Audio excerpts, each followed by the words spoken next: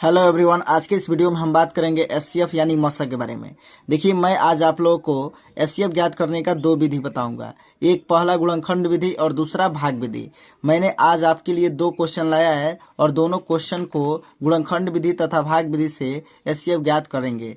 ठीक है, तो आइए बिना किसी देरी के हम एचसीएफ ज्ञात करते हैं। तो पहले क्वेश्चन को आइए हम गुणनखंड विधि तथा भाग विधि से एचसीएफ ज्ञात करते हैं। पहले हम गुणनखंड विधि से सॉल्व करते हैं, तो लिख देंगे यहाँ पर गुणनखंड विधि से।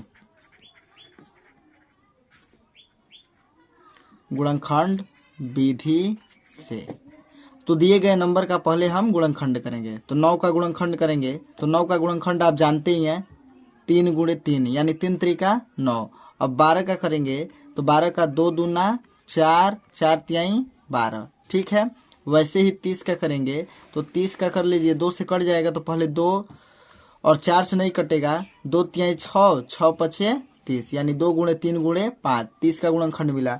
अब देखिए इसका एचसीएफ कैसे निकलेगा, इसलिए 9, 12 तथा 30 का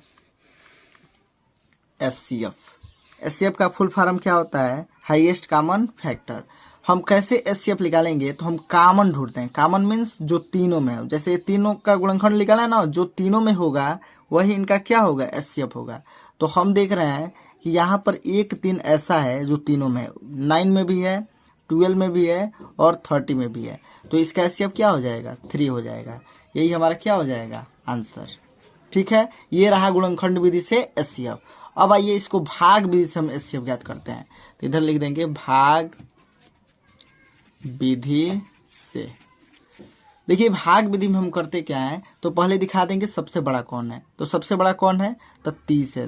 दिखा देंगे चूंकि 30 is greater than 12 is greater than 9। ठीक है, अब बताइए तीनों में सबसे बड़ा कौन है? तो 30 है। तो आप 30 में उससे छोटा वाले से भाग करेंगे, तो 12 से भाग करेंगे और 12 दूना 24। ठीक है, 30 में से 24 गया 6। ठीक है, अब हम क्या करते हैं, अब जो ये शेषफल है, अब यह भाजक का काम करता है और जो पहले में भाजक था अब वह भाज्य का काम करेगा। ठीक है, अब 6 दूना 12, ठीक क्या हो गया? कट गया। अगर पूछा गया होता 30 और 12 का एचसीएफ बताइए, ठीक है, तो हमारा हो जाता 6, लेकिन एक नंबर और बच रहा है 9। तो 9 और 6 में कौन बड़ा है? तो 9 बड़ा है और 6 छोटा है। तो अब फिर 9 में हम 6 से भाग करेंगे। कितनी बार में जाएगा? तो एक बार में। 6 कितने? 6, 9 में से 6 गया 3।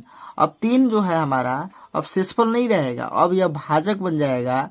और जो ये 6 पहले में भाजक बना था, भाजक मीन्स भाग देने वाला, अब वो 6 क्या हो जाएगा? भाज्य के जगह पर आ जाएगा। ठीक है, अब 3 दूना 6। अंत में सबको कौन काटा है? तो अंत में यह 3 काटा है। देखे ना, ये विभाजन प्रक्रिया में हम देखे अंत में कौन काटा है? तो 3 काटा है। अतः इन दिए गए नंबर का एचसीएफ क्या हो जाएगा? 3 हो जाएगा। तो लिख देंगे अतः 9, 12 तथा 30 का एचसीएफ का full form highest common factor. ठीक है, बराबर क्या हो जाएगा? 3। यही हमारा क्या हो जाएगा? आंसर। देखिए बिल्कुल आसान भाषा में मैं गुणनखंड विधि और भाग विधि से एचसीएफ ज्ञात करने का तरीका आपको बताया। अब आइए क्वेश्चन दूसरे को भी हम गुणनखंड विधि तथा भाग विधि से एचसीएफ ज्ञात करते हैं। ठीक है, तो क्वेश्चन दूसरा देखिए।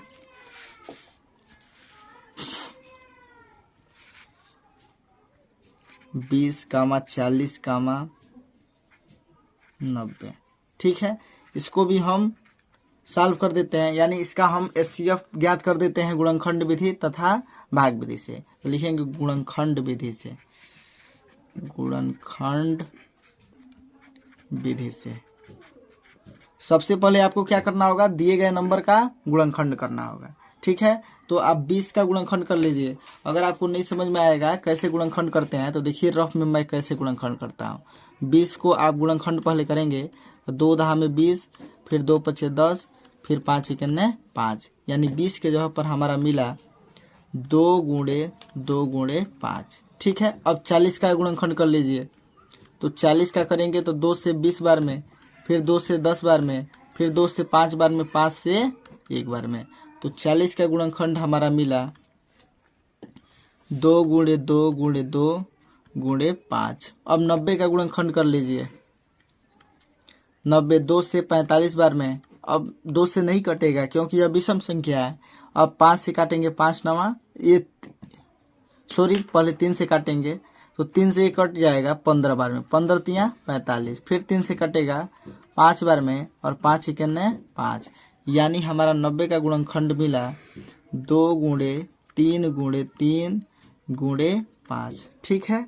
अब देखिए तीनों में कॉमन कौन है, तो तीनों में 1 2 कॉमन है, दिख रहा है ना, 1 2 कॉमन है और 1 5 कॉमन है, 3 कॉमन नहीं है। तो अतः इनका एचसीएफ क्या हो जाएगा 2 गुणे 5, तो लिख लेंगे इसलिए 20, 40 तथा 90 का एचसीएफ बराबर, तो 1 2 कॉमन है, देख लीजिए यह 2 कॉमन है 1 और 1 5 कॉमन है। तो इनका क्या कर देंगे, आपस में मल्टीप्लाई कर देंगे यानी गुणा कर देंगे, तो हमको हमारा एचसीएफ निकल जाएगा। तो 2 5 10, इसका एचसीएफ क्या निकला 10। ठीक है, हमने गुणनखंड विधि से निकाला। अब आइए भाग विधि से निकालते हैं एचसीएफ। लिखेंगे भाग विधि से। ठीक है, तो भाग विधि में हम क्या करेंगे, सबसे पहले बड़ा दिखा लेंगे। बड़ा कौन है, तो 90 बड़ा है सबसे, तो दिखा देंगे इधर, चूंकि 90 is greater than 40, 40 greater than 20। ठीक है, अब बड़े वाले में उसे जस्ट छोटे वाले से भाग करेंगे, तो 40 से भाग देंगे, तो 40 दूना 80।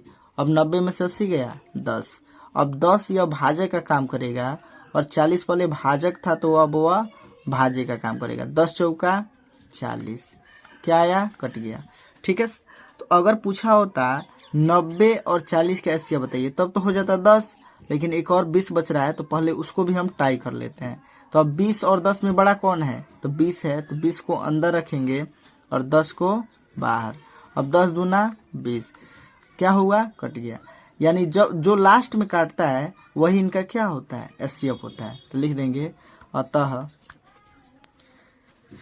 20, 40 तथा 90 का एचसीएफ बराबर क्या आया, तो 10। यही हमारा क्या हो जाएगा, आंसर। उम्मीद करते हैं आपको एचसीएफ लगाने का तरीका समझ में आया होगा। तो आपके लिए मैं एक होमवर्क लाया हूँ। इस क्वेश्चन को आप क्या करेंगे, 15, 20 और 25 का एचसीएफ निकालेंगे। किस मेथड से, तो दोनों मेथड से, गुणनखंड विधि और भाग विधि, दोनों विधि से आप इसका एचसीएफ निकालेंगे और कमेंट बॉक्स में इसका जवाब देंगे। ठीक है, तो उम्मीद करते हैं आज की यह हमारी वीडियो आपको पसंद आई होगी। तो अगर वीडियो पसंद आई हो तो लाइक करें, शेयर करें और हमारे चैनल को सब्सक्राइब करें। फिर मिलते हैं किसी नेक्स्ट वीडियो में, तब तक के लिए जय हिंद, जय भारत।